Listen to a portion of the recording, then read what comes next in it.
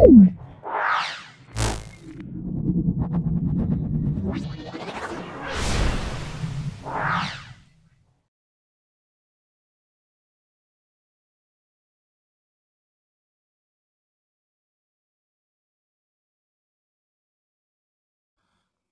দেখো second summative পরীক্ষা চলে আসছে, সেটা হলো ছায়ার। দেখো যে প্রথম স্কুলটা সেকেন্ড সামেটিভের গোবরডাঙ্গা হাই স্কুল দেখো চলে আসছে। প্রথম দেখে নাও, সেটা হলো কোনটা সঠিক এর মধ্যে নির্বাচন করতে বলছে। এসটিপিতে 1 লিটার গ্যাসের ভর, এসটিপিতে 1 লিটার গ্যাসের ভর সমান বাষ্প ঘনত্ব ইন্টু 0.09।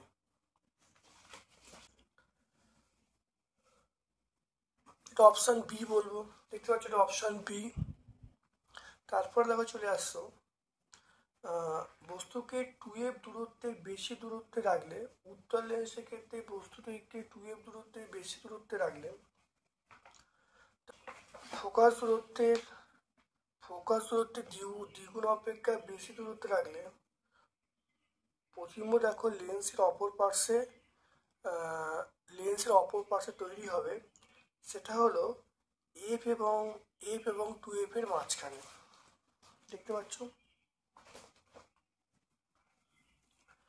এফ এবং 2f এর মাঝখানে কম দূরত্বে, তো এটা আমরা অপশন বি বলবো।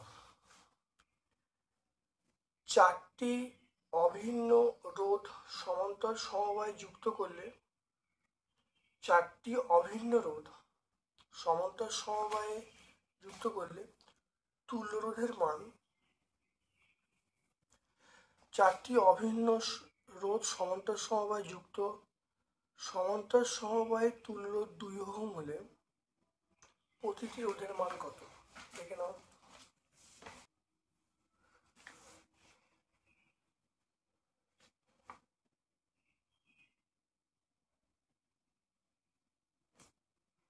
আমরা সূত্র জানি আরপি সমান আর বাই এন। আরপি সমান আমরা কি জানি? আর বাই এন, এটা আমরা জানি।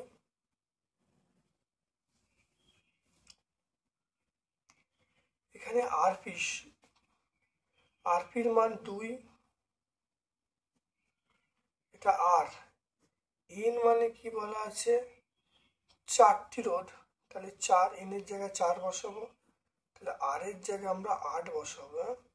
তাহলে প্রতিটি রোধের মান কত? 8 ওহম। তাহলে দেখে নাও, তাহলে প্রতিটি রোধের মান আমরা বলবো 8 ওহম। 1 ওয়াট যেটা বলতে বোঝায় না, এইটা দেখো ওয়াটের একক, মানে এটা আমরা ওয়াট বলতে পারবো, এটাও ওয়াট বলতে পারবো, তাহলে এটাও আমরা ওয়াট বলতে পারবো। তাহলে আমরা যদি পি সমান ভিআই বলি, বললে পি মানে ক্ষমতা, ভি মানে বিভব প্রভেদ, আই মানে প্রবাহ মাত্রা। পি সমান ভিআই বললে আমরা দেখো এইটা পাবো। তারপরে দেখো পি সমান যদি আমরা বলি আই স্কোয়ার আর, তাহলে এই এককটা পাবো। আর পি সমান আমরা যদি বলি ভি স্কোয়ার বাই আর, তাহলে এই এককটা পাবো। তাহলে পি এর 3টে ফরম্যাট, একটা পি সমান ভিআই বলে এই এককটা, পি সমান ভি স্কোয়ার ইন্টু আর, তাহলে এই এককটা, পি সমান আই স্কোয়ার ইন্টু আর, এটা এই এককটা, আর পি সমান ভি স্কোয়ার বাই আর এই এককটা। তাহলে এইগুলো সবই কিন্তু পি এর একক বা ওয়াট আমরা বোঝাচ্ছি, কিন্তু এইটা কিন্তু ওয়াট বোঝাচ্ছে না।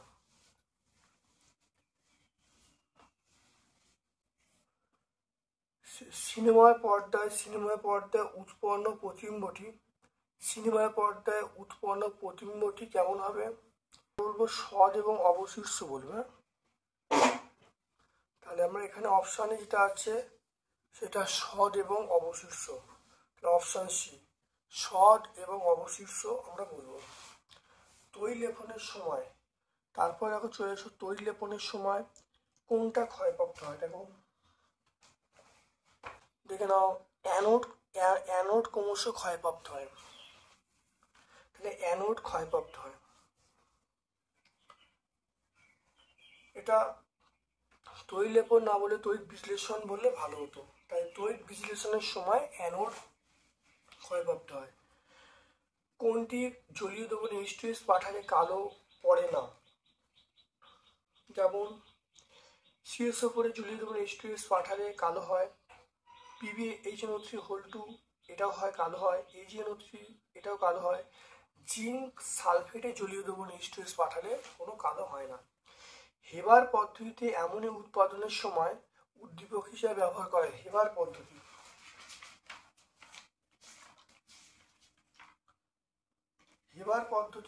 উদ্দীপক হিসেবে ব্যবহার করা হয়। দেখো আমরা বলবো K2O বা Al2O3, দেখে নাও K2O Al2O3 এটা ব্যবহার করা হয়। আমরা কি বলবো উদ্দীপক হিসেবে ব্যবহার করব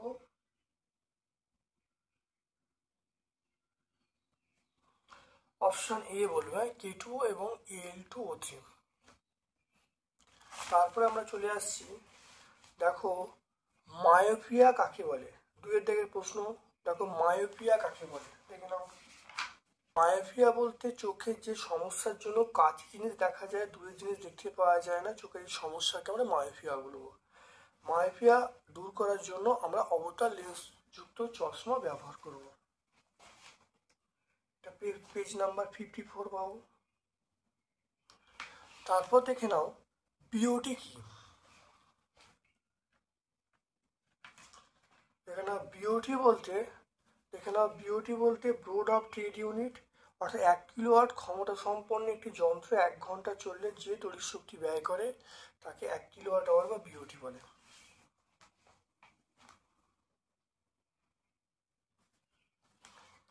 তারপর দেখো পদার্থের রোধাঙ্কের সংজ্ঞা দিতে বলছি, দেখে নাও পদার্থের রোধাঙ্ক।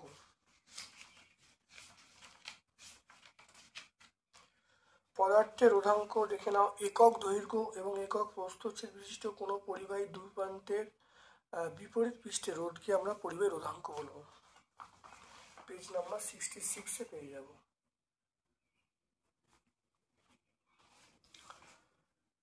তাপমাত্রা বাড়লে জার্মেনিয়াম রোধ, এটা হলো তাপমাত্রা বাড়লে সিলিকন জার্মেনিয়ামের রোধটা কমে যায়। বৈদ্যুতিক ফিলামেন্টের বাল্ব ড্যাশ নির্মিত? ফিলামেন্ট হলো টাংস্টেন। ফিলামেন্ট আমরা বলবো টাংস্টেন নির্মিত। কোনো ধাতব পদার্থে সোনার প্রলেপ দিতে হলে তড়িৎ বিদ্যুৎ হিসাবে কি ব্যবহার করবে? কোনো ধাতব পদার্থে সোনার প্রলেপ দিতে হলে দেখো পটাশিয়াম অরোসায়ানাইড 116 পেজে আমরা পাবো। এবং এর সংকেত দেখো লিখতে বলছে, সংকেত তোমরা দেখতে পাচ্ছ যে KAuCN হল 116 পেজে।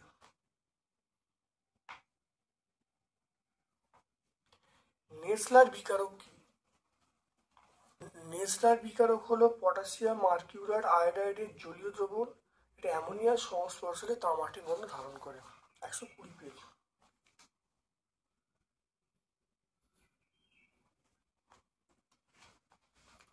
অ্যামোনিয়া থেকে ইউরিয়া শিল্প পদ্ধতির প্রথম ধাপে যে যৌগটা উৎপন্ন হয় তার নাম ও সংকেত। অ্যামোনিয়া থেকে ইউরিয়া।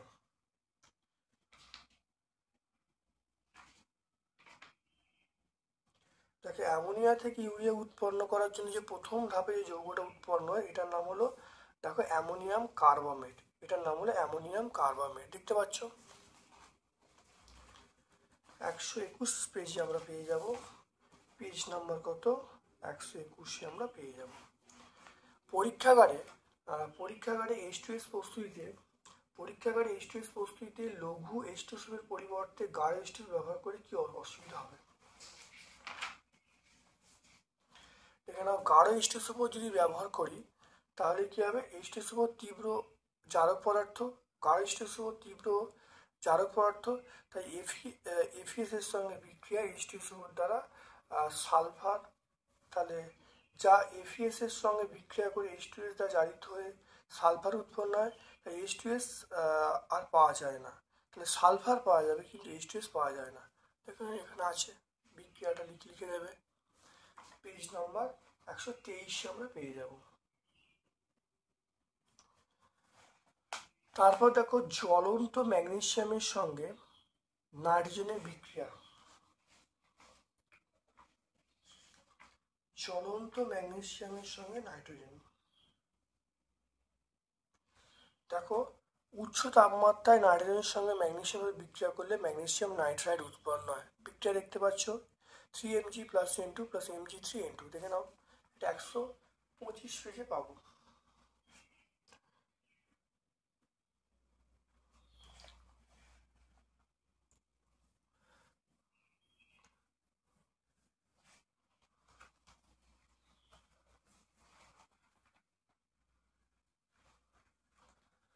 তারপর দেখে নাও 3.1, 6.4 গ্রাম অ্যামোনিয়াম নাইট্রাইটকে উত্তপ্ত করলে সেই পরিমাণ N2 হাইড্রোজেন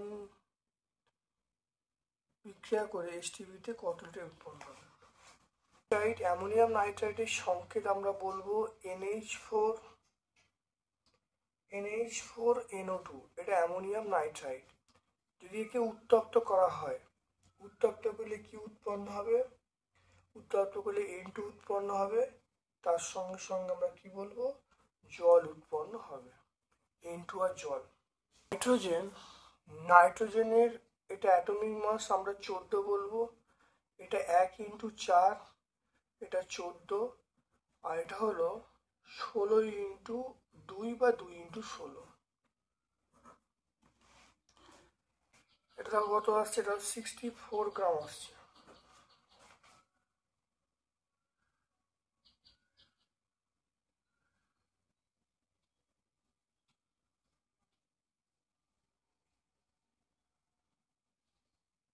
আর নাইট্রোজেনটা দেখে নাও, নাইট্রোজেনটা এটা 2 × 14, তাহলে এটা আমরা বলবো 28 গ্রাম হয়ে যাবে। তাহলে অ্যামোনিয়াম নাইট্রেট হলো 64 গ্রাম, আর শুধু নাইট্রোজেন হলো 28 গ্রাম।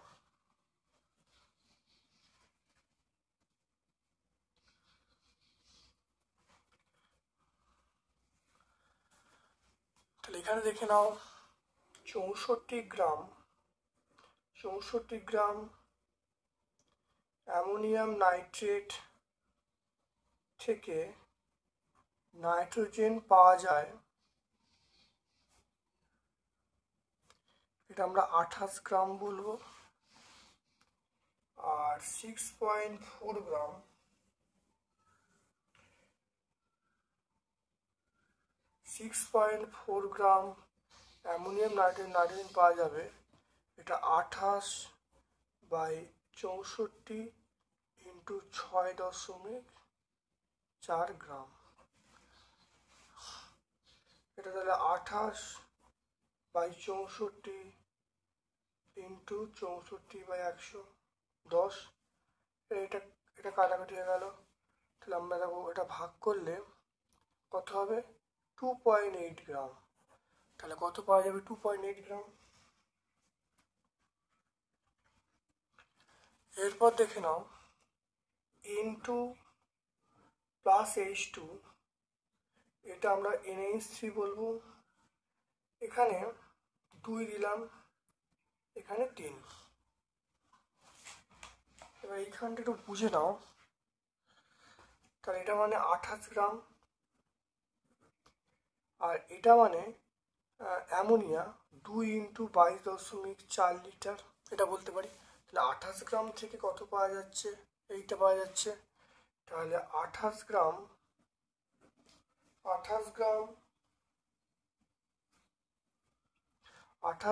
নাইট্রোজেন, 28 গ্রাম নাইট্রোজেন থেকে অ্যামোনিয়া NH3 পাওয়া যায়, সেটা কত দেখো? 2 × 22.4 লিটার।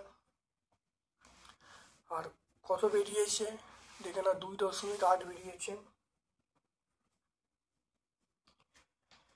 অ্যামোনিয়া পাওয়া যায়, তাহলে 2 × 22.4/28 ইন্টু আমরা কত বলবো? 2.8 বলবো। তাহলে 2 × 22.4 আর 28 করলাম, এখানে 28, বাই 10, এটা কাটাকুটি করলাম, তাহলে এটা হলো 44.8, 44.8, তাহলে 44.8 বাই 10, তাহলে 4.48 লিটার। দেখে নাও ভালো করে। তাহলে অ্যামোনিয়াম নাইট্রেট থেকে নাইট্রোজেন এবং জল উৎপন্ন হচ্ছে, তাহলে 64 গ্রাম অ্যামোনিয়াম নাইট্রেট থেকে N2 পাওয়া যায় 28 গ্রাম, একে কত, এটা বার করলে একে কত 6.4 করলে দেখো 2.8 গ্রাম পাচ্ছি। দেখো বিক্রিয়া করছে, বিক্রিয়া দেখো 28 গ্রাম, দেখো 28 গ্রাম N2 থেকে অ্যামোনিয়া পাওয়া যায় 2 × 22.4 লিটার, একে কত, আর 2.8 দেখে নাও 2.88 কত, এটা করলে উত্তর পাওয়া যাবে কত, দেখো 4.48 লিটার উত্তর আমরা পাবো।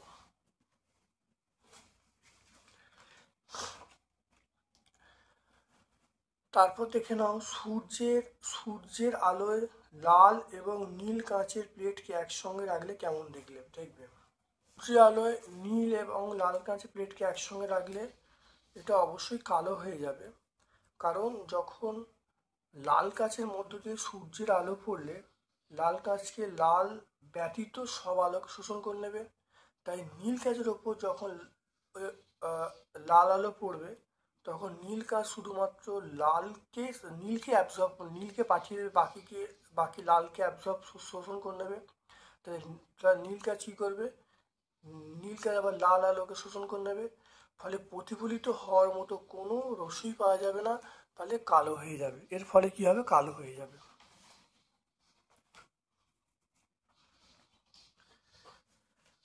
তারপর দেখো 240 দেখে নাও, 240 ভোল্ট 60 ওয়াট এবং 240 ভোল্ট 100 ওয়াট এই বাতিকে শ্রেণী সমবায় যুক্ত করলে কোনটা উজ্জ্বলভাবে জ্বলবে এবং কেন। দেখো 240 এটা 60 ওয়াট, তাহলে R1 এর মান পেয়ে গেলুম, দেখো V²/R, তাহলে 240 × 240/60, তাহলে R1 এর মান এখানে পেয়ে গেলাম দেখো 960 ওহম। R2 মান দেখো আমরা পেয়ে যাবো 240 × 240/100, তাহলে এটা আমরা R2 মান দেখো 576 পেয়ে যাব। আমরা জানি P = I² × R, তাহলে I কনস্ট্যান্ট, তাহলে আমরা বলবো P প্রপোর্শনাল R বলবো। তাহলে এখান থেকে আমরা কি বলবো, দেখে নাও প্রথম বাতিটা রোধ বেশি, তাহলে আমরা বলতে পারি P প্রপোর্শনাল R, তাহলে R এর মান বাড়লে P এর মান বাড়বে, R এর মান কমলে P এর মান কমবে। তাহলে এখান থেকে আমরা কি সিদ্ধান্ত করতে পারি, দেখো প্রথম যে বাতিটা মানে যার পাওয়ারটা 60 ওয়াট, সেই বাতিটা কিন্তু তার ক্ষমতাটা বেশি ক্ষয় হবে বা বেশি ক্ষমতা ক্ষয় করবে এবং সেই বাতিটা কিন্তু উজ্জ্বল শিখায় জ্বলবে। তাহলে প্রথম বাতিটা কিন্তু উজ্জ্বল শিখায় জ্বলবে। তারপরে দেখে নাও ইলেকট্রিক ইস্ত্রি, হিটার ইত্যাদিতে নাইক্রোম তার কেন ব্যবহার করা হয়।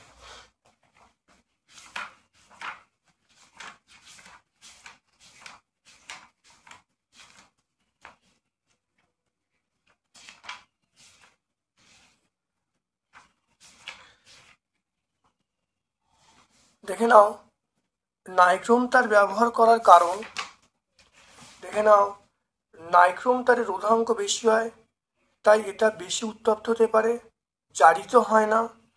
নাইক্রোম তারের কিন্তু গলনাঙ্ক বেশি হয়, সেই জন্য আমরা নাইক্রোম তার ব্যবহার করি।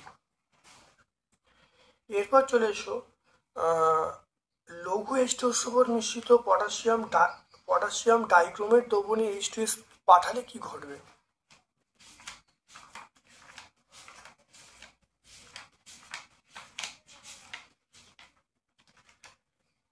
দেখে নাও পটাশিয়াম, দেখো অ্যাসিড মিশ্রিত পটাশিয়াম ডাইক্রোমেট দ্রবণের মধ্য দিয়ে H2S গ্যাস যদি পাঠানো হয় তাহলে ক্রমিক লবণ, ক্রমিক সালফেট উৎপন্ন হবে, তার সঙ্গে সালফার জলও উৎপন্ন হবে। তারপর দেখো সালফার ট্রাইঅক্সাইডকে সরাসরি জলে চালনা করলে H2SO4 উৎপন্ন করা যায় না কেন। দেখে নাও এটা হলো প্রচুর পরিমাণে অপচয় হবে 1 নম্বর পয়েন্ট, আর 2 নম্বর পয়েন্ট হলো SO3টা বিয়োজিত হয়ে SO2 এবং O2 উৎপন্ন করবে। 4 দাগের প্রশ্নে চলে এসো। দেখো, উত্তপ্ত পাতলা লেন্স ব্যবহার করে বস্তুর চেয়ে বড় সদ্বিম্ব কিভাবে তৈরি করবে তা চিত্র অঙ্কন করতে বলছে। বস্তুর অবস্থান, প্রতিবিম্বের অবস্থান, ব্যবহারিক প্রয়োগ লিখতে বলছে।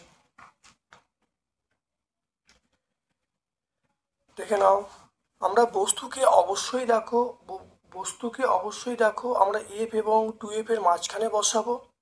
আর প্রতিবিম্ব যেটা তৈরি হবে সেটা হলো, দেখো 2F এর বাইরে তৈরি হবে এবং অনেক বিবর্ধিত হবে। আর এখানে সৎ এবং বিবর্ধিত প্রতিবিম্ব পাওয়া যাবে। এই ধর্মকে কাজে লাগিয়ে অণুবীক্ষণ যন্ত্র তৈরি করা হয়। তারপর চলে এসো, ফ্লেমিংয়ের বামস্ত নিয়ম লিখতে বলছে। বাল্যচক্রের ঘূর্ণন বেগ বৃদ্ধি দুটো উপায় লিখতে বলছে। দেখো, ফ্লেমিংয়ের বামস্ত নিয়ম দেখতে পাচ্ছ। আর বাল্যচক্রের বেগ বৃদ্ধির উপায় হলো, 1 নম্বর হলো প্রবাহমাত্রা বৃদ্ধি করতে হবে, আর নাম্বার 2 হলো শক্তিশালী চুম্বক ব্যবহার করতে হবে। তড়িৎচুম্বকীয় আবেশ সংক্রান্ত ফ্যারাডের দুটো সূত্র লিখতে বলছে। দেখে নাও, তড়িৎচুম্বকীয় আবেশ সংক্রান্ত ফ্যারাডের দুটো সূত্র খুব ভালো করে দেখে নাও। এরপরে চলে এসো, দেখো, অসহায় পদ্ধতিতে এই জনত্রীর শিল্প উৎপাদনের বিক্রিয়াগুলি কেবল শর্ত সহ সমীকরণ লিখতে বলছে। স্টেপটা আমরা লিখবো, এখানে আমরা এই স্টেপটা লিখবো, তারপরে এই স্টেপটা আমরা লিখবো। তারপরে দেখে নাও, 4টা তুঁতে জলীয় দ্রবণে প্রথমে এবং পরে অতিরিক্ত পরিমাণে H3 পাঠালে কি ঘটবে।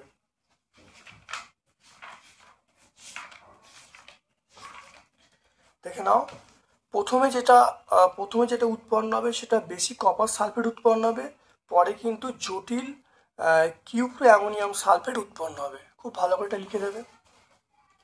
আর লাস্ট প্রশ্ন চলে এসো, H2S। দেখে নাও, H2S দ্বারা সম্পৃক্ত জলকে খোলা বাতাসে রাখলে ঘোলা হয়ে যায় কেন। দেখে নাও, আমরা এই উত্তরটা এখান থেকে পরিষ্কার বলে দিতে পারবো। দেখো, বিক্রিয়াটা হলো 2H2S + O2 সমান আমরা S + H2 উৎপন্ন হবো, এই জন্য এটা ঘোলা হয়ে যাবে। আর দেখে নাও, নাইট্রোলিয়ামের রাসায়নিক পরিচয় দিতে বলছে।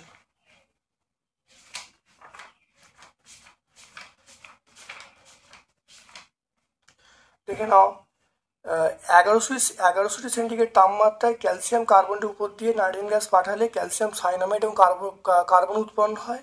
এই যে ক্যালসিয়াম সাইনামাইড এবং কার্বনের মিশ্রণকে আমরা নাইট্রোলিয়াম বলবো। দেখে নাও ভালো করে।